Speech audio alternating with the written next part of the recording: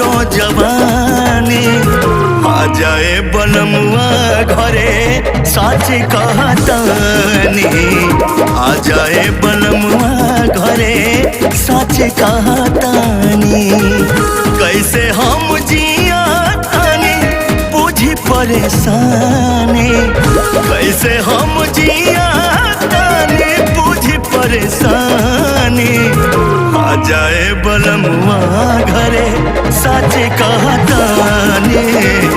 आ जाए बलमुआ घरे सच कहतानी।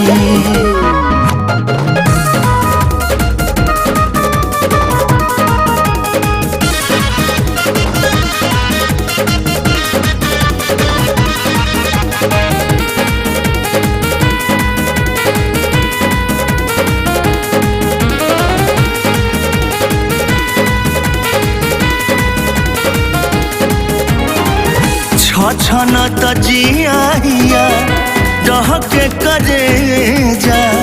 आके बिरहिनिया के सुध अपन ले जा। छछन त जिया डहके करे जा। आके बिरहिनिया के सुध अपन ले जा। अखिया के नोर भइल दरिया के पानी। अखिया के नोर भइल दरिया के पानी। आ जाए बलमुआ घरे सच कहतानी। आ जाए बलमुआ घरे सच कहतानी।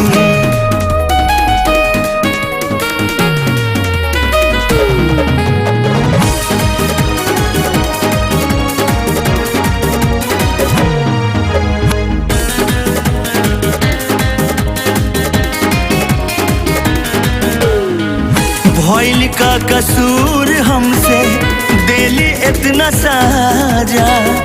सैया आलोक अब तो जल्दी घर आजा। भइल का कसूर हमसे दिली इतना साजा। सैया आलोक अब तो जल्दी घर आजा। देवरा महिपाल से खबर देके थकल बानी। देवरा परदीप से खबर देके थकल बानी। आ जाए बलमुआ घरे सच कहतानी। आ जाए बलमुआ घरे सच कहतानी। झड़ जाए पतई देखा हमरो जवानी।